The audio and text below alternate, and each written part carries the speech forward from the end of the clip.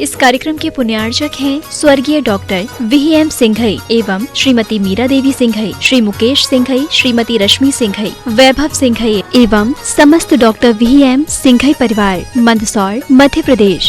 Firm Vaibhav builders and developers, Vijay real estates, Vaibhav construction, Paras builders and developers.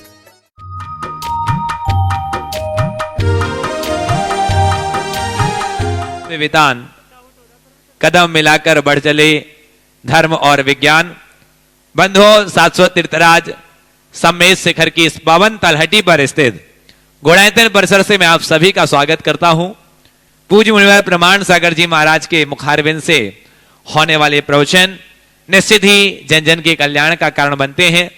न जाने कितने लोगों के दिशा दर्शक और दिशा को बदलने में एक निमित्त होता है प्रवचन। पूज्य गुरुदेव के माध्यम से प्रतिदिन हम मां जनवाणी का श्रवण करके अपने इस नरभाव को धन्य करते हैं। बंधुओं, पूज्य गुरुदेव की अद्भुत परिकल्पना जो आज गुणायतन के रूप में सफलीभूत हो रही है, निश्चित इसके माध्यम से युगों युगों तक दिगंबरत्व की यशोगाथा जन जन तक जाएगी और श्रमणत्व की, दिगंबरत्व की, जैनत्व की जो यशो पताका है जो युग युगांतर तक लहराती रहेगी। मैं निवेदन करूंगा बंधुओं, जो जनवाणी चैनल के माध्यम से, प्रमाणिक ऐप के माध्यम से घर बैठे देख रहे हैं, यदि आज तक आप गुणायतन से नहीं जुड़े हैं तो आज ही अपना भाव बनाइए और आज ही गुणायतन से जुड़ने का अपना मानस बना करके जो नीचे नंबर चल रहे हैं इन नंबरों में संपर्क कीजिए और जानिए निर्माणकारी योजनाएं। क्योंकि स्वर्णिम इतिहास में यदि आप अपना नाम अंकित कराते हैं तो निश्चित ही आप बड़े सौभाग्यशाली होंगे। प्रतिदिन लोग गुणायतन से जुड़ करके अपने आप को धन्य कर रहे हैं। आज जिन लोगों ने गुणायतन से जुड़ करके अपने आप को धन्य किया है वो कुछ नामों की उद्घोषणा कर रहा हूं। जिन्होंने आज निर्माण निधि की सदस्यता प्राप्त की है, ऐसे नवा सिटी नागौर से श्रीमती नेमी महिला मंडल, गुवाहाटी से श्रीमती चंदा देवी अजमेरा धर्मपत्नी स्वर्गीय अमरचंद अजमेरा, मेरठ से मोहनलाल जैन सपरिवार, बूंदी से स्वर्गीय श्रीमती मनोरमा गंगवाल की स्मृति में वीरेंद्र कुमार गंगवाल, श्री राजकुमार योगेश गंगवाल, नीतेश अग्रवाल, सुशीला अग्रवाल, राजेंद्र कुमार अग्रवाल भीलवाड़ा से। और आज की मांगलिक क्रिया के लिए मैं बुला रहा हूं कि प्रभा कांजी जैन बुआएं सपरिवार दिल्ली से हमारे बीच में है। प्रभा कांजी और आचार्य भगवंत के चित्र अनावरण और साथ में राजेंद्र जैन जी भोपाल से हमारे बीच में है, वो भी आए और आज की मांगलिक क्रिया संपन्न करें। और ये दोनों ऐसे व्यक्तित्व हैं जो प्रमाणिक समूह के सक्रिय कार्यकर्ता है। एक बार जोरदार करता से हम अभिनंदन करते हैं, साधुवाद देते हैं। आइए आचार्य भगवंत के चित्र के समक्ष पहुंचे और चित्र अनावरण की मांगलिक क्रिया संपन्न करें। विद्यासागर विश्ववंद समणम भक्त्या सदा संस्तुवे सर्वोच्चम यमनम विनम्य परमम सर्वार्थ सिद्धि प्रदम। प्रमोद जी गटनी वो भी आ जाए, प्रमोद जी मीना जी गटनी। ज्ञान ध्यान तपो विरक्त मुनिपम विश्वसवे श्वासयम साकारम श्रमणम विशाल हृदयम सत्यम शिवम सुंदरम विद्या गुरु बंदन। आइए पाद प्रक्षालन की मांगलिक क्रिया संपन्न करेंगे। शास्त्र भेंट, सर्वप्रथम शास्त्र दान करें पूज्य गुरुदेव के कर कमलों में। तब तक मैं नामों की घोषणा कर रहा हूं।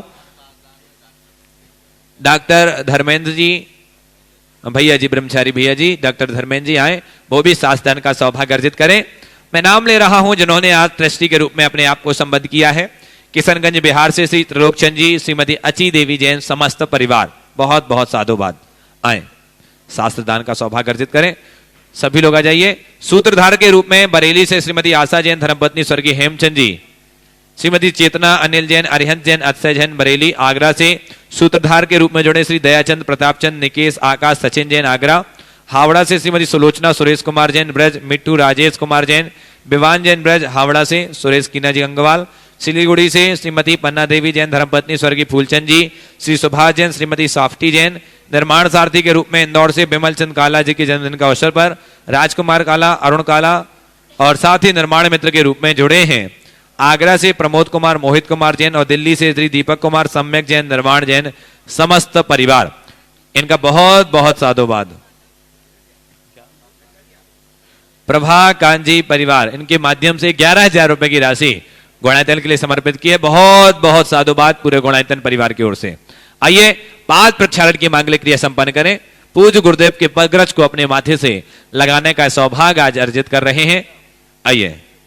तेरे चरणों की धूल बाबा। और आज के विधान पुण्यार्जक श्री प्रेमचंद जी संध्या जी जैन सागर से उपकार एजेंसी गुणायतन ट्रस्टी और संध्या जी के इस जन्मदिन के अवसर पर आज का ये विधान संपन्न होगा। साथ ही द्वितीय पुण्यार्जक श्री पीके जैन साहब आकाश जी जैन गुणायतन ट्रस्टी सागर से वो भी हैं, वो भी आज उनकी ओर से विधान संपन्न होगा 1 बजे इसी गुणायतन परिसर में। इस प्रकार से संगीत में विधान बड़े ही भक्ति भाव के साथ संपन्न करेंगे। मैं बंधु आपसे निवेदन करूंगा, जो लोग घर बैठकर इस कार्यक्रम को देख रहे हैं, कि आप भी एक दिन का गणधर वलय विधान कराकर के साथ ही से पुण्य कार्जन कर सकते हैं। आपके परिवार की ओर से यहाँ पर गणधर वलय विधान संपन्न होगा और जूम के माध्यम से आपको कनेक्ट करके आप भी घर बैठ करके अप्रत्यक्ष रूप से लाभ ले सकते हैं। और यदि प्रत्यक्ष आना चाहें तो प्रत्यक्ष भी इस लाभ को लेकर के साथ ही से पुण्य कार्जन करें। इस प्रकार से आज पूज्य गुरुदेव के पदरज को अपने माथे से लगाने का परम सौभाग्य अर्जित कर रहे हैं प्रेमचंद जी संध्या जी जैन विधान पुण्यार्जक और साथ ही आज के ट्रस्टी सावक श्रीगण अजय। बंधो, ये बड़ा सौभाग्य है कि हमारा जन्म इस युग में हुआ है जब गुणायतन जैसी अनुपम कृति हमारे समक्ष है। पूज्य गुरुदेव के माध्यम से जो अनुपम अलौकिक कृति दी गई है। हट जाए थोड़ा सा, आ जाइए साइड से आए। ऐसी अनुपम कृति में अपना दान और योगदान लगाने का अवसर प्राप्त हो रहा है। तो बंधो, आप चूकिए मत, इस स्वर्णिम इतिहास में अपना दान लगा लीजिए। आज आपके पास अवसर है, नहीं तो बाद में पछताना पड़ेगा। इस धरा पर सब धरा रह जाएगा, जिंदगी भर का कमाया साथ में ना जाएगा। आ जाइए, आप चलते हैं सीधे सीधे गुरुदेव के चरणों में अपने दोनों हाथों को जोड़े, निवेदन करें। गुरुवर, प्रभु तो मौन बैठे हैं, हमारा वास्ता क्या है? गुरु जी आप बतला दो कि सच्चा रास्ता क्या है। हे गुरुवर, अपने मुखारविंद से हम सबको मां जनवाणी का श्रवण कराएं। नमोस्तु गुरुदेव, नमोस्तु गुरुदेव, नमोस्तु गुरुदेव। सभी लोग अपने दोनों हाथ जोड़ लें और मेरे साथ महामंत्र के स्मरण के लिए अपना मानस तैयार करें।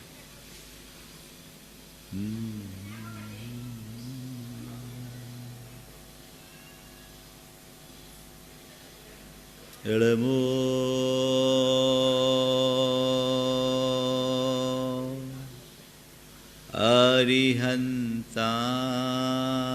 अरिहंताणं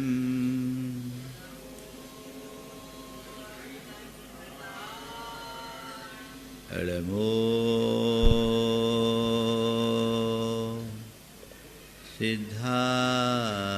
सिद्धाणं नमो सिद्धाणं एळमो आयर्याणं नमो आयर्याणं एळमो उवज्झायाणं नमो वज्झायाणं एळमो लोये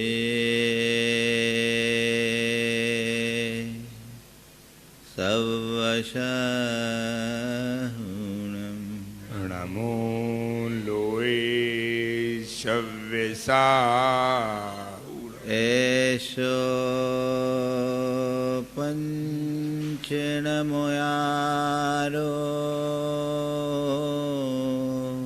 एषो पंचनमो यारो सवपावपनाशनो सव्यपावपणाशिनो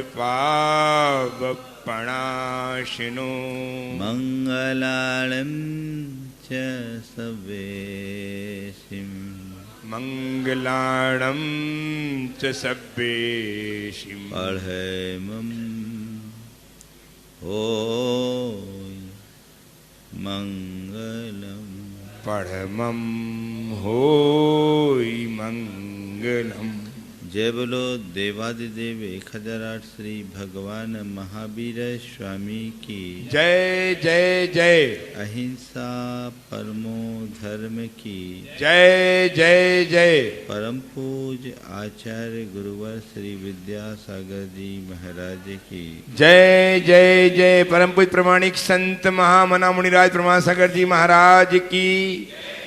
परम पूज्य रह सागर जी महाराज की। पंचेन्द्रिय संवरणम पंचव्या पंचविंश क्रियासु पंच समिदो तय गुत्तो संयम चरणम निरायारम। 5 इंद्रियों का निग्रह करना, 5 महाव्रतों का पालन करना, महाव्रतों की रक्षा के लिए 25 क्रियारूप भावनाएं भाना, 5 समितियों के साथ 3 गुप्तियों का पालन करने वाले के संयमाचरण होता है, जो अनगार मुनियों के जीवन में होता है। ये चरित्र हमारे जीवनोद्धार का आधार है। इसके बल पर हम अपनी आत्मा का पूर्णतया उत्कर्ष कर सकते हैं। विगत दिनों इंद्रिय जय और व्रतों के संदर्भ में बात की गई। कल हमने 5 महाव्रत की बात की थी। आज बात समितियों की करनी है। समिति की बात करूँ उससे पहले 1-2 बातें इस संदर्भ में जरूर करना चाहूँगा। हमारे यहाँ इस संदर्भ में लोगों के मन में कई तरह की भ्रांतियाँ बनी हुई हैं। कई लोग ऐसे हैं जो व्रत संयम में बड़े रूढ़ हैं, तो कुछ लोग ऐसे भी हैं जो व्रत संयम का कोई मूल्य ही नहीं समझते। व्रत संयम में रूढ़ होना भी ठीक नहीं है और व्रत संयम को ही सब कुछ समझकर अपने आप को कृतार्थ समझ लेना भी ठीक बात नहीं है। ये बात सत्य है कि बिना व्रताचरण के जीवन का उत्थान असंभव है। आज तक जिन्हें भी मुक्ति मिली है वो व्रत के पर ही मिली। लेकिन कई बार ये सवाल होता है कि व्रत तो तभी फलते हैं जब सम्यक दर्शन होता है, इसलिए सम्यक दर्शन के बिना व्रताचरण करने की क्या आवश्यकता। कल शाम को भी इस आशय का एक सवाल आया था कि हम पहले सम्यक दर्शन प्राप्त करें फिर व्रतों का पालन करें, तो ये तो वैसा ही होगा जैसे न नौमन तेल न राधा नाचे, न भूतो न भविष्यति। सबसे पहली बात जो समझने की है, हमें सम्यक दर्शन हुआ या नहीं हुआ इसका एहसास मुझे नहीं हो सकता, पर मेरे व्रत निर्दोष पल रहे हैं या नहीं इसका आभास हर साधक को होता है। सम्यक दर्शन अंदर की एक परिणति है जिसे हम बाहर से न जान सकते न समझ सकते, लेकिन व्रत हमारी एक प्रवृत्ति है जो एक भाव की प्रेरणा से होती है। उस प्रवृत्ति को हम अच्छे से देख सकते हैं। तो मैं पापों का परित्याग करके निर्दोष रीति से अपने व्रतों का अनुपालन करूं, ये मेरे पुरुषार्थ गम्य है, पर मैं सम्यक दर्शन को उद्घाटित करके अपने भीतर टिकाए रखूं, ये किसी के बस की बात नहीं है। बात को थोड़ा गहराई से समझने की जरूरत है। सम्यक दर्शन हमारे भीतर की परिणति है जो तत्वों के श्रद्धांत से प्रकट होती है और अंदर के कर्मों के क्षय क्षोभशम से प्रकट होती है। जब हम सम्यक विरोधी कर्मों को दबाते हैं, छीन करते हैं, नष्ट करते हैं, तब कहीं जाकर हमारे भीतर उस सम्यक्त का प्रकाश प्रकट हो पाता है। वो सूक्ष्म परिणाम है, उसे हम जान नहीं सकते। आज मैं सोचूं कि पहले मैं सम्यक दृष्टि हूं या नहीं हूं, जांच परख कर लूं, तो ऐसा कोई मापदंड नहीं है जो हमें कह सके, ऐसा कोई पैरामीटर नहीं है जिसके आधार पर हम सुनिश्चित तौर पर कह सके कि ये सम्यक दृष्टि है ही। मैं औरों की बात जाने दो, खुद के विषय में भी नहीं कह सकता कि मैं सम्यक दृष्टि हूँ ही। और मैं क्या, इस धरती में दिव्य ज्ञानियों को छोड़कर कोई नहीं कह सकता कि मैं सम्यक दृष्टि हूँ ही। ये बात और है कि लोगों की सम्यक तो जयंती मनने लगी। सम्यक तो जयंती, सम्यक दर्शन की जयंती, ये सब चीजें भ्रांत है, ये यथार्थ नहीं है, इनमें कभी उलझना नहीं। ये तो भीतर की परिणति है। और सम्यक दर्शन ऐसा होता है कि हुआ और गया पता ही नहीं लगता, कब अंदर रहे और कब चला जाए कोई पता नहीं। तो महाराज तो पहले ये सुनिश्चित करो तब आप मुनि बनो तो मजा है, नहीं तो ऐसे तो कुछ है नहीं। क्योंकि बिना सम्यक दर्शन के व्रतों को धारण कर लोगे तो कुछ होगा ही नहीं। एक बार एक सज्जन ने मुझसे कहा, मुनि व्रत भार अनंत बार ग्रीवक उपजायो, पै निज आत्म ज्ञान बिना सुख लेस न पायो। तो महाराज जी, मुनि बनने से क्या फायदा? ऐसा मुनि व्रत तो हमने अनंतों बार धारण किया है और छोड़ा है। और अगर आपको आत्मा का ज्ञान नहीं, आत्मा का श्रद्धा नहीं, तो इस व्रत का क्या फल? बात तो सही लगती है। तो फिर मैं क्या करूं? देखूं मेरे भीतर सम्यक ज्ञान है कि नहीं, श्रद्धान है कि नहीं, सम्यक दर्शन है कि नहीं। अब वो तो पता नहीं लग रहा है। पता नहीं लग रहा है तो क्या करूं? छोड़ो मुनि व्रत। क्यों? ऐसे मुनि पने में तो कुछ होना नहीं है। ऐसा भ्रामक उपदेश आज दिया जा रहा है, इससे बचना। ये भ्रम है, ये यथार्थ नहीं है, इससे बच के रहना है। क्या करना है? मेरे हाथ, मेरे अंतरात्मा में क्या चल रहा है, इसका सूक्ष्म आभास तो मुझे नहीं है, पर स्थूल पता मुझे है। मेरे अंदर गहित मिथ्यात्व तो नहीं है। मैं सम्यक तो उचित क्रियाओं और कर्तव्यों में लीन हूं कि नहीं। मेरी किसी भी प्रवृत्ति में मिथ्यात्व का पोषण तो नहीं हो रहा है। और आत्मा के प्रति मेरी अभिरुचि है या नहीं, मेरे कल्याण के प्रति मेरी ललक है कि नहीं। यदि ये है तो मान करके चलना मैं सम्यक दृष्टि हूँ। क्योंकि सम्यक दृष्टि में ये सारे गुण होते हैं, जिसमें ये गुण होते हैं वही सम्यक दृष्टि होता है। ये बात और है कि ये गुण होने के बाद भी सम्यक दर्शन हो, ये कोई जरूरी नहीं। पर मैं तो ये मान के चलता हूँ मुझ में ये गुण हैं, इसलिए मैं सम्यक दृष्टि हूँ। और न केवल सम्यक दृष्टि हूँ, मैं अपने आप को केवल सम्यक दृष्टि नहीं मानता, मैं तो अपने आप को इस धरती में सौभाग्यशाली लोगों में से एक मानता हूँ। और मैं अपने आप को रत्नत्रय की निधि से संपन्न मानता हूँ, रत्नत्रयधारी मानता हूँ, जिसे मैं अपने जीवन के अमूल्य निधि के रूप में देखता हूँ। और मुझे लगता है ये मेरे जीवन का अलभ्य लाभ है, जो मैंने किसी भाव में नहीं पाया, वो इस भाव में अपने गुरु की कृपा से मैंने प्राप्त की।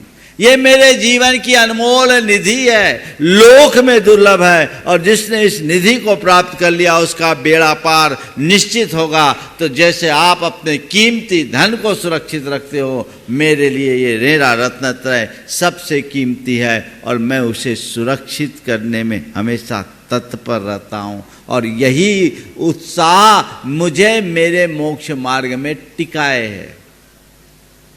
अगर इस तरफ मेरी दृष्टि नहीं हो तो शास्त्र तो मैंने भी पढ़ रखे हैं कि इसके बिना तो मुनिव्रत धार अनंत बार ग्रेवेक उपजायो। तो भैया कुछ हो ना जाना तो है नहीं, छोड़ दो सब, मुनिपना छोड़ दो।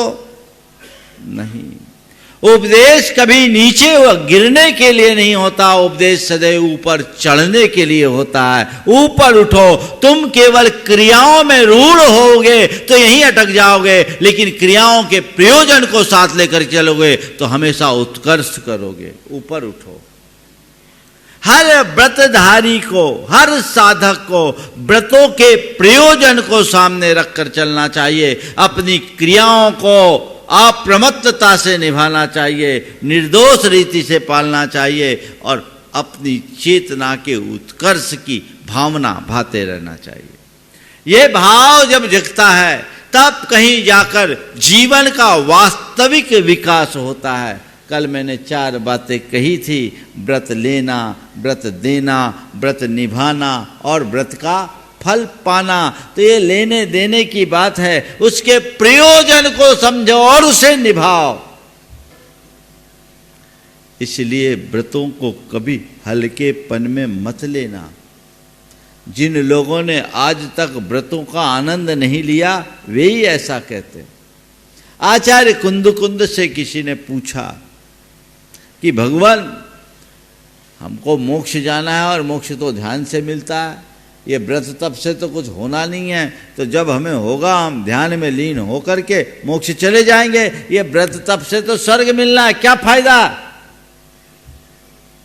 क्या व्रत तप से तो स्वर्ग मिलना है, तो फिर व्रत तप से क्या फायदा? स्वर्ग भी तो एक प्रकार का संसार में अटकाने का निमित्त है, हमें अटकना ही नहीं, मोक्ष जाना है, तो हम करेंगे तो सीधे ध्यान ही करेंगे, व्रत तप नहीं आचरेंगे।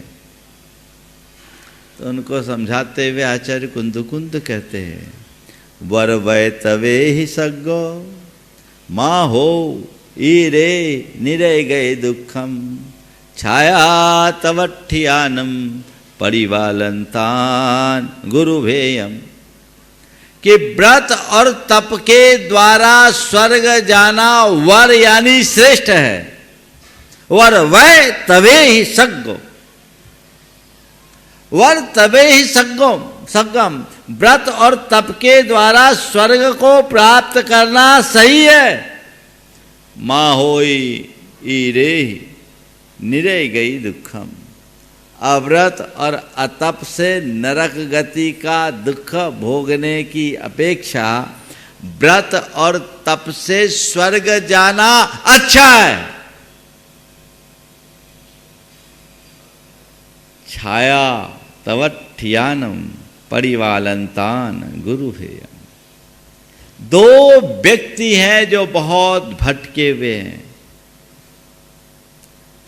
प्रचंड गर्मी है, हाल बेहाल है, पर दूर 2 मील आगे एक हरा भरा पेड़ दिख रहा है। एक कहता है भैया यहाँ तो कोई राहत नहीं, धीरे धीरे ही सही हम उस पेड़ की छाया में जाकर विश्राम करेंगे। और वो विश्राम करने के भाव से शक्ति न रहते हुए भी अपने मनोबल के बल पर उस पेड़ की छाया में जाकर विश्राम पा रहा है।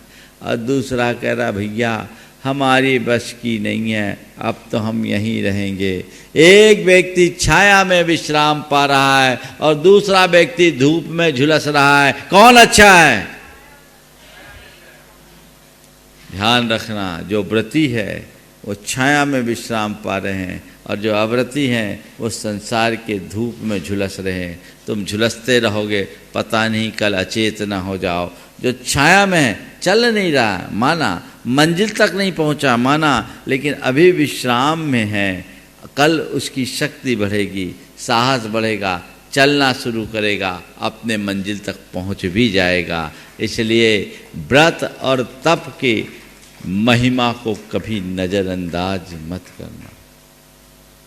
व्रत और तप की महिमा को कभी नज़रअंदाज मत करना।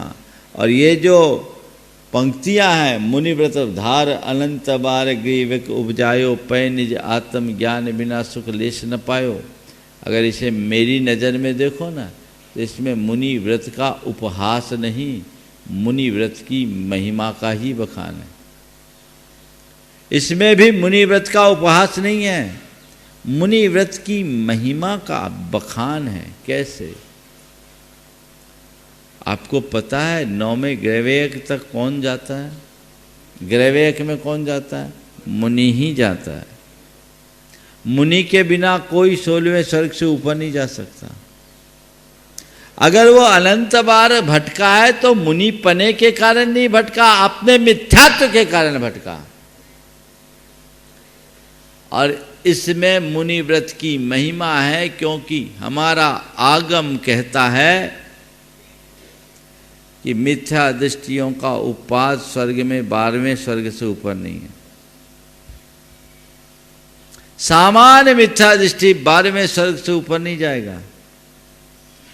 लेकिन देखो मुनि व्रत की महिमा, जो मिथ्यात 12वें स्वर्ग से ऊपर नहीं जाता, अगर मुनि के साथ हो जाए तो मुनित्व के प्रभाव से 9वें ग्रहवेग तक चला जाता है।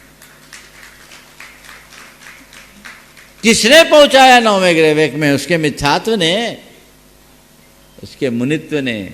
जैसे दूसरे संदर्भ में देखो, जब मिथ्यात युक्त मुनित्व तुम्हारा उत्कर्ष कर सकता है तो सम्यक युक्त मुनित्व तुम्हारा बेड़ा पार करेगा ही करेगा, इसमें कोई संशय नहीं। इसलिए इन बातों को बहुत गहराई से समझना चाहिए। तो व्रत के स्वरूप को हम समझे, व्रत की महिमा को हम जाने, तब हम व्रताचरण कर पाएंगे और व्रताचरण करके हम व्रतों का फल पा सकेंगे। व्रत का स्वरूप महान बताया आचार्य वीरसेन महाराज से। किसी ने पूछा व्रत क्या? कुछ लोग व्रतों को बंध का कारण कहते हैं, समझ के नहीं। व्रत का स्वरूप जानना, व्रत की महिमा समझना, व्रताचरण करना और व्रतों का लाभ उठाना, इन चारों बातों पर आज थोड़ी सी चर्चा मैं करूँगा। व्रत का स्वरूप क्या है? पापों के परित्याग का नाम व्रत है। पर इतना ही नहीं, व्रत का स्वरूप बताते हुए आचार्य वीरसेन महाराज ने कहा, जब उनसे किसी ने पूछा कि भगवान व्रत क्या है, तो उन्होंने कहा परिसमयम असंख्यित जाए, परिसमये असंख्यित जाए गुनाए सेडीए निज्जर हेतु नाम व्रतम। प्रति समय असंख्यात गुण श्रेणी रूप निर्जरा के हेतु का नाम व्रत है। व्रत के आते ही पापों में विराम लगता है। बिना व्रतों के कभी उद्धार नहीं। अव्रती लोग कहते हैं ना, मिथ्या दृष्टि का व्रत कल्याणकारी नहीं है, तो दूसरी तरफ ये भी कहा जाता अव्रती का तप कल्याणकारी नहीं। क्या? अव्रती का तप कल्याणकारी नहीं। अव्रती का कौन ठिकाना? बिना ब्रेक की गाड़ी का कोई भरोसा है क्या? बोलो। बिना ब्रेक की गाड़ी का कोई भरोसा नहीं, कहां गड्ढे में गिरा दे। भगवती आराधना में बहुत अच्छी बात लिखी, सम्मा डिठिस अविरदस्स बिना तवो महागुणो होदि अत्थत हथि नानम चंदोच्चद कम व तस्स। की सम्यक दृष्टि अव्रती के सम्यक दृष्टि होने पर भी उसका तप महान गुणकारी नहीं होता। अव्रती सम्यक दृष्टि का तप महागुणकारी नहीं होता। क्या होता? होदी वो हत्थी नानम, वो हाथी के स्नान की तरह होता है। या चुंदुच्चुद कम व तस्सा। चुंदुच्चुद कर्म किसको बोलते हैं? पुराने समय में जब लकड़ी के काम करते थे तो काठ मिस्त्री ड्रिल करना होता कहीं, तो उसमें बर्मा कमानी का उपयोग करते थे। बर्मा कमानी देखा होगा, आज की जनरेशन ने तो नहीं देखा होगा, अपन सब ने देखा है। तो क्या होता है, एक बर्मा होता है, उसमें रस्सी का फंदा लगा रहता है, उसको चलाते एक तरफ उधेड़ते एक तरफ लपेटता है, एक तरफ उधेड़ते एक तरफ लपेटता है, ये क्रम चलता रहता है। जितना उधेड़ा उससे ज्यादा लपेटा, क्योंकि अव्रत पाप का निमित्त है, अव्रत से पाप बंधता है, अव्रत से पाप करता है। तो जब तक तुम अव्रती रहोगे पाप के बंधक बने रहोगे, भले तुम सम्यक दृष्टि हो। तुम्हारे 5 प्रत्ययों में एक ही गया मिथ्यात, अभी अव्रती तो बची है, लपेट रहा है। उससे बचने के लिए व्रतों को अंगीकार करो, यही व्रत की महिमा है। जो व्रतों की महिमा को जानता है वो सतत व्रतों के प्रति उत्साहित बना रहता है। कदाचित तुम व्रतों को अंगीकार कर पाओ या ना कर पाओ, लेकिन व्रतों को ग्रहण करने का उत्साह मन में सदैव बना के रखो। जिनको व्रत संयम कष्टकारी लगते हैं वो कहीं के नहीं रहते हैं। आप लोग बोलते हो 6 डाला में, आत्महित हेतु विराग ज्ञान ते लखे आपको कष्टदान।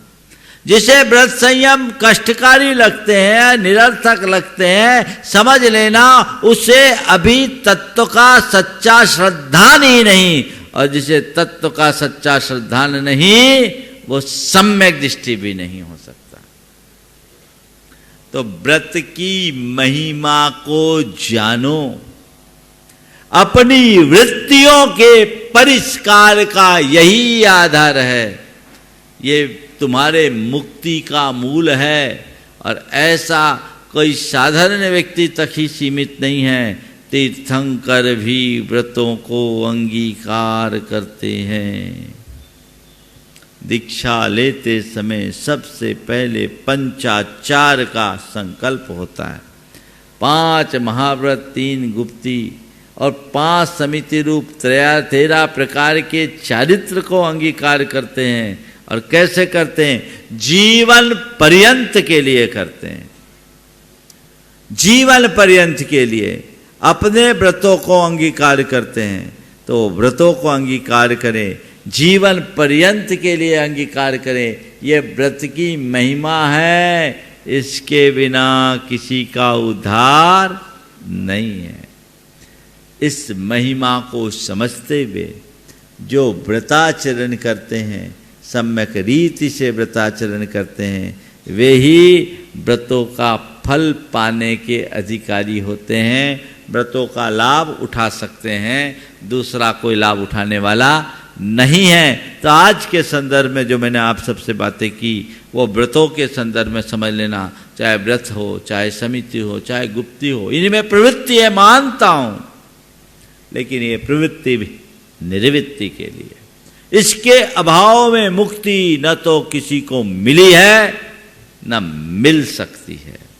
ऐसा उत्साह अंतर मन में निरंतर बना कर रखने वाले कभी पिछड़ते नहीं हैं, और जिसके मन में ऐसा उत्साह नहीं होता वो कभी संभलते नहीं हैं। हमें संभलना है, सम्यक दर्शन की भावना भाना है, सम्यक तोचित कर्तव्यों का पालन करना है। जितना तुम्हारे पुरुषार्थ गम्य है उतना करो, और जिस पर तुम्हारा जोर नहीं है उसे अपने दैव पर छोड़ दो, अपने भवितव्य पर छोड़ दो। अभी मैंने कहा कि मैं सम्यक दृष्टि हूं कि नहीं है कोई नहीं बोल सकता। सम्यक दृष्टि होने की बात तो बहुत दूर की है, भव्य है या नहीं है ये भी दावे के साथ नहीं कहा जा सकता। भव्य हूं या नहीं हूं ये भी नहीं कहा जा सकता। यह दिव्य ज्ञान का विषय है, इसलिए उपदेश वही देना चाहिए और उसका ही उपदेश सुनना चाहिए जो मोक्ष मार्ग में आगे बढ़ने के लिए प्रेरित करे, प्रोत्साहित करे। जो तुम्हें नीचे लाने की बात करता है, समझना सच्चा उपदेशक नहीं है। सच्चा उपदेशक वही है जो खुद मोक्ष के मार्ग में लगा और औरों को लगाना चाहेगा। लेकिन मुश्किल ये है कि जो जहां बैठा होता उससे ऊपर की बात कर ही नहीं सकता, वो नीचे की बात करेगा। तुम खुद कपड़े में बैठे हो तो दूसरों को कपड़ा उतारने की प्रेरणा कैसे दोगे? तुम खुद अव्रती हो तो दूसरों को व्रती बनने का उपदेश कैसे दे सकोगे? और यही हुआ, आज अव्रतियों ने उपदेश देने की शुरुआत कर दी तो वो खुद अव्रती बने और लोगों को भी अव्रत की ओर बढ़ा दिए। काश वे अगर अनुव्रती भी होते तो लोगों को उत्साहित करते। एक विशेष बात बता रहा हूं, देवों को रत्नत्रय के उपदेश का अभाव है, अधिकार नहीं है। धवला में लिखा तत्थ तिरियन उपदेशा ही आरा भावादो, क्यों? तत्थ चरित्ता भावा, देवों में चरित्र का अभाव है। धवला की 8वीं पुस्तक में है, उनमें कोई चरित्र नहीं, वो असंयमी है। इसलिए उनको रत्नत्रय के उपदेश देने का भी अधिकार नहीं है। देगा कैसे? नहीं तो देवता लोग प्रवचन देते कि आ जाओ तुम लोग मुनि बन जाओ, हम तो नहीं बन सकते, हमारी पात्रता नहीं है यहाँ। पर तुम मुनि बनोगे तभी कल्याण होगा। पिछले जन्म में हम मुनि बने थे तभी हम कल्याण प्राप्त किए, अब तुम मुनि बनोगे तो तुम भी हमारी जगह आओगे और परंपरा से मुक्ति को पाओगे। और मैंने तो गलती कर दी इसलिए स्वर्ग में अटक गया, तुम अगर गलती नहीं करोगे तो सीधे मोक्ष जाओगे। बोल सकते कि नहीं बोल सकते?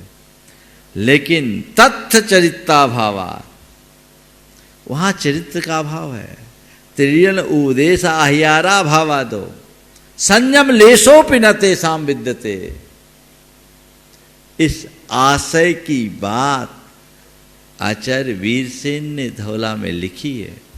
इसलिए मैं आप सबसे कहूंगा, उपदेश सदैव उससे सुनना जिसके जीवन में कुछ आदर्श हो, जिसका आचरण खोखला है, जो थोथा आचरण पाल रहा है, वो कितने भी लच्छेदार बात करे, कितनी भी तार्किक बात करे, उसका उपदेश तुम पर असर नहीं करेगा, क्योंकि वो तुम्हें उस लायक बात बता ही नहीं सकता। उसकी तरफ दृष्टि रखो, चाहे जो उपदेशक बन जाए और चाहे जिसका उपदेश सुनोगे तो संसार में ही रुलोगे। तत्व ज्ञान की भावना होना अच्छी बात है, पर वही पढ़ो, वही सुनो जिससे तुम्हारा मार्ग प्रशस्त होता हो। तो पंच इंद्री संवरणम पंच बया पंचविंश क्रियासु पंच समिदो तय गुत्तु संयम चरणम निरायारम। मैं थोड़ा आगे बढ़ रहा हूँ क्योंकि काफ़ी दिन हो गए हैं इस प्रवचन माला को और मुझे प्रतिपाद्य को भी और आगे बढ़ाना है।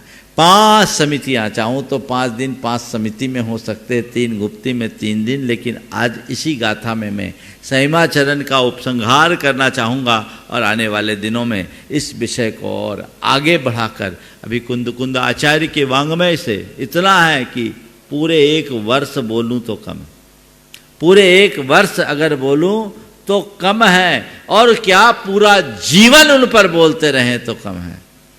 पर सार में मैं अपनी बात आप सबको बता रहा हूं। मुनिराज 5 समिति के पालन करते हैं, 3 गुप्ती, 5 महाव्रत, 5 समिति और 3 गुप्ती, ये 13 प्रकार का चरित्र मुनियों का मूल चरित्र है। यह मुनि के मूल है, पहचान है। हाँ, ये बोल रहे यही 13 पंथ है। हाँ, भगवान 13 पंथ तो यही है, 13 पंथ का अर्थ यही है, 13 पंथ वो मेरा पंथ। जो 13 प्रकार के चरित्र का पालन करने वाले मुनियों को अपना आदर्श मानता है, उसके आधार पर 13 पंथ चर्चा में आ गया, ऐसा कहते हैं। पर 13 पंथ अपने आप में कोई पंथ नहीं है। हमारा मूल पंथ तो आगम का पंथ है, जो मूल संग से प्रवर्तित है, मूल आमनाय है, हमें उसे ही देख करके चलना चाहिए। तो 13 प्रकार के चरित्र का निर्दोष पालन करने वाले मुनियों को अपना आदर्श मानो। और वो कौन है? जिनमें 5 महाव्रत है, 5 समिति, इरिया समिति, भाषा समिति, एषणा समिति, आदान निक्षेपण समिति और प्रतिष्ठापन समिति।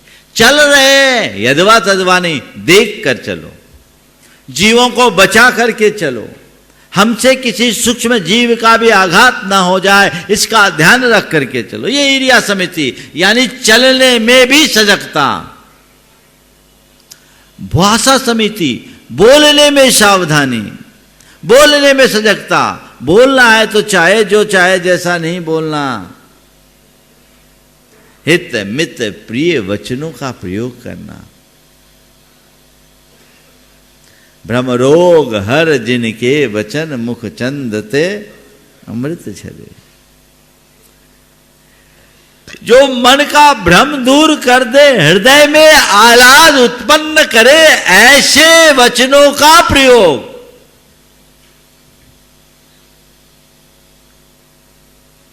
जिनकी चाल में शालीनता और वचनों में मधुरता, भोजन में सात्विकता और प्रवृत्ति में विनम्रता हो, वो सच्चे अर्थों में मुनि हो सकता है।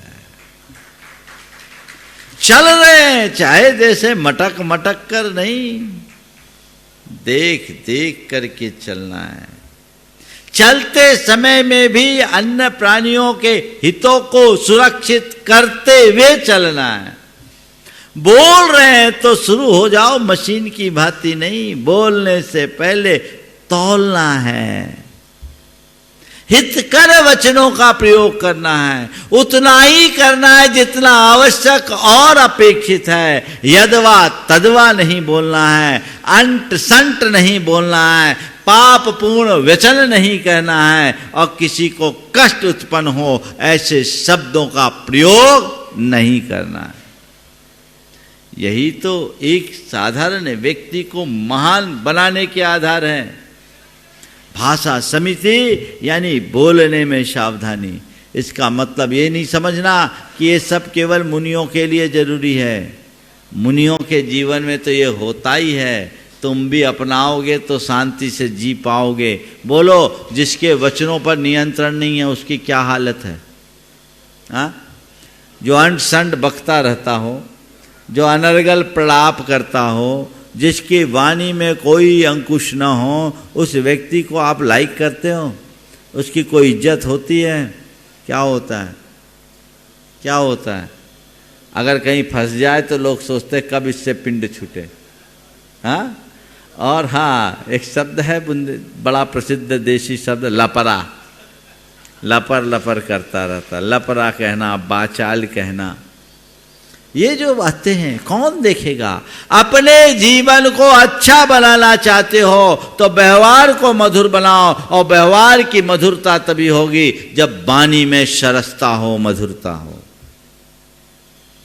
तो मुनिराज भाषा समिति पूर्वक अपना जीवन जीते हैं। फिर आदान निक्षेपण समिति, किसी भी वस्तु को उठाते रखते समय रखी जाने वाली सावधानी। कहीं से भी कोई चीज उठाया, कहीं से भी कोई चीज रख दिया और खुद भी उठ गए, बैठ गए, नहीं। इस पीछे से उस स्थान को विधिवत परिमार्जित करके, अच्छे से परिमार्जित करके, देख कर शोध कर, कहीं कोई सूक्ष्म जीव ना हो, उस सूक्ष्मतर जीव का भी आघात न हो, इस भावना को सुरक्षित रखते हुए प्रवृत्ति करना, ये आदान निक्षेपण समिति है। कहीं किसी भी प्रकार से किसी का घात न हो। ये हर किसी के बूते की बात नहीं है। जो अपने आप के प्रति जागरूक होता है, जिसकी अहिंसा के प्रति प्रगाढ़ आस्था होती है, वही समितियों का पालन कर पाता है। ध्यान रखना, समिति व्रत के संरक्षक हैं। बिना समितियों के व्रत का पालन संभव नहीं है। फिर है एषणा समिति। भोजन करना है, क्या करना है? जो मिले सो ले लो, जो मिले सो लो, पर देख सोच के लो, शुद्ध लो, निर्दोष लो, विधि पूर्वक लो, जैसे तैसे नहीं, शोधन पूर्वक। आप लोग भोजन करते हो, कभी देख सोच के खाते हो? अब थोड़ा कल्पना करो, आप लोग तो टीवी देख के भोजन करते हो। घरवाली ने क्या बनाया, कैसा बनाया, उसका क्या स्वाद, इसका तो कोई आभास ही नहीं, खाते जाते हैं। मैं आपको बात कहता हूँ, देख के खाना सीखिए। क्यों? आप थोड़ी देर के लिए विचार कीजिए, जब हम लोगों को आप लोग इतना शोधन पूर्वक देते हो तो भी गड़बड़ होता है, अंतराय आता है। आप बिना देखे शोधे खाते हो तो पेट में क्या क्या जाता होगा, कभी कल्पना की? मैं आपको 2 उदाहरण दे रहा हूं, आपको आश्चर्य होगा। 3 मेरे साथ जो घटा। एक बार उन दिनों में गुड़ लेता था, तो गुड़ में स्टेपलर का पिन था। वो तो गुड़ के डल्ले को मैं फोड़ के दिया, छोटा सा स्टेपलर का पिन कितना बड़ा होता है, वो मैंने फोड़ा तो हाथ में ही पता लग गया स्टेपलर का पिन तांबे का था। आजकल तो लोहे का भी बहुत चलता है। यदि कदाचित मुझसे थोड़ी चूक होती और अंदर जाता तो क्या होता, जानलेवा हो सकता है। एक बार रोटी में चालनी होती, चलनी का इतना तार बिला हुआ था, वो उसके अंदर आटे में गुथ गया और वो मोटी रोटी थी, उसमें उन्होंने किया, मुझे संशय हुआ, मैंने उसको अलग किया, दिख रहा था इतना सा नोक, निकाला इतना बड़ा था, वो लोहे का था। और एक बार की बात तो सुनकर आप हंसोगे, चटनी में मिक्सी का नट, चटनी में मिक्सी का नट, ये चीजें तीन तो मेरे अनुभव है 32-33 वर्ष के। क्या होगा, आप लोग क्या क्या अपने पेट में डालते हो, गुरुओं की सेवा करते हो, गुरुओं की पूजा करते हो, गुरुओं की भक्ति करते हो, कुछ आदर्श तो अपने जीवन में आत्मसात करो, तभी सच्चे गुरु भक्त कहलाने के अधिकारी होगे। शोधन करके भोजन करो, बिना देखे नहीं खाएंगे और भोजन करते समय केवल भोजन को देखेंगे, टीवी मोबाइल नहीं देखेंगे। आप ये संकल्प ले सकते हैं? क्यों? टीवी देखते समय भोजन नहीं करेंगे, मोबाइल देखते समय भोजन नहीं करेंगे, कर सकते हैं?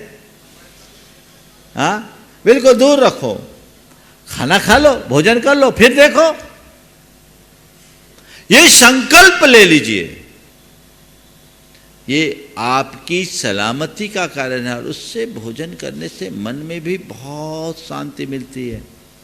आप टीवी देख रहे हैं, भले न्यूज़ देख रहे हैं और आपको पता लगा कहीं बम ब्लास्ट हुआ, चीथड़े उड़ गए, खून की धार बह रही है, चीखें निकल रही है और आप भोजन कर रहे हैं, चाय की चुस्कियां ले रहे हैं, आपकी संवेदना कहाँ गई, ग्लानि कहाँ गई?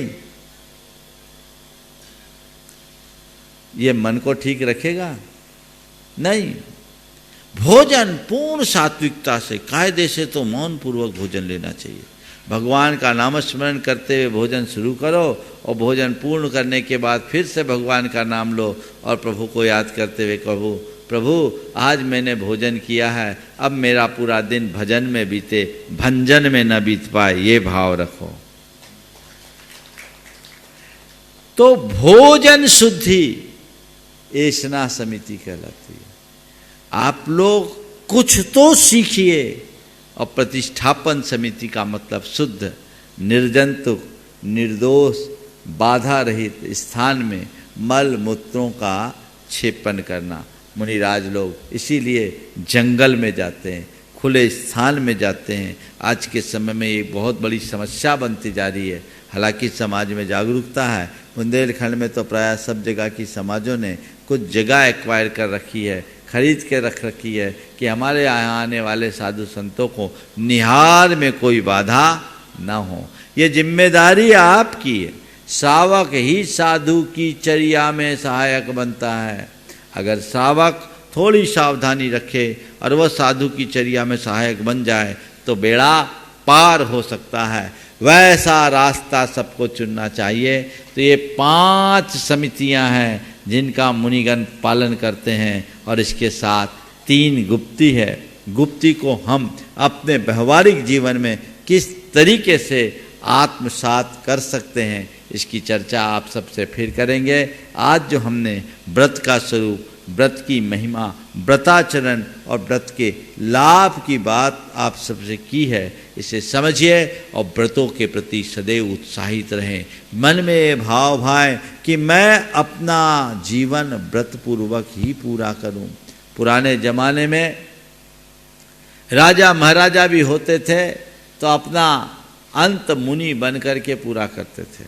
कल मैंने शंका समाधान में कहा था कि आजकल जिन लोगों का विवाह हो गया वो सोचते हैं हम तो गए, अब हम धर्म कर्म से गए, हम बाल ब्रह्मचारी होते तभी ठीक होता। ये गलत सोच है। 24 तीर्थंकरों में 5 ही बाल ब्रह्मचारी थे, 19 तो पहले गृहस्थ हुए। तीर्थंकरों का आदर्श गृहस्थी का है, बाल ब्रह्मचारी का नहीं। मैं नहीं चाहता तुम लोग सब बाल ब्रह्मचारी बनो, नहीं तो आगे की व्यवस्था ही खत्म हो जाएगी। संतति तभी तक चलेगी जब आप गृहस्थ हो। तो जितने गृहस्थ बन गए हो, गृहस्थ बनो, ग्रस्त मत रहो। अपने जीवन का अंत हम व्रती बनकर समाधि पूर्वक कर सके, महाव्रती बने, अनुव्रती बने, लेकिन अव्रती न रहे। ये संकल्प लो, तो रास्ता तुम्हारा है, तुम्हारे लिए दोनों काम करना है, कर्म को भी संभालना है, धर्म को भी संभालना है। ये रास्ते को अंगीकार करके करेंगे तब हमारे जीवन का पथ प्रशस्त हो सकेगा। इसलिए हमेशा धर्म के मूल स्वरूप को समझते हुए व्रतों के प्रति उत्साह रखें और अपने जीवन का पथ प्रशस्त करें। समय आप सबका हो गया, यहीं पर विराम। बोलिए परम पूज आचार्य गुरुवर श्री विद्यासागर जी। जय जय जय परम पूज्य महामना मुनिराज प्रमासागर जी महाराज की।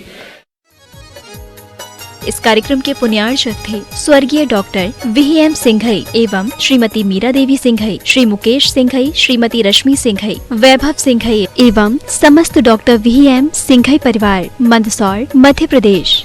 Firm Vaibhav builders and developers, Vijay real estates, Vaibhav construction, Paras builders and developers.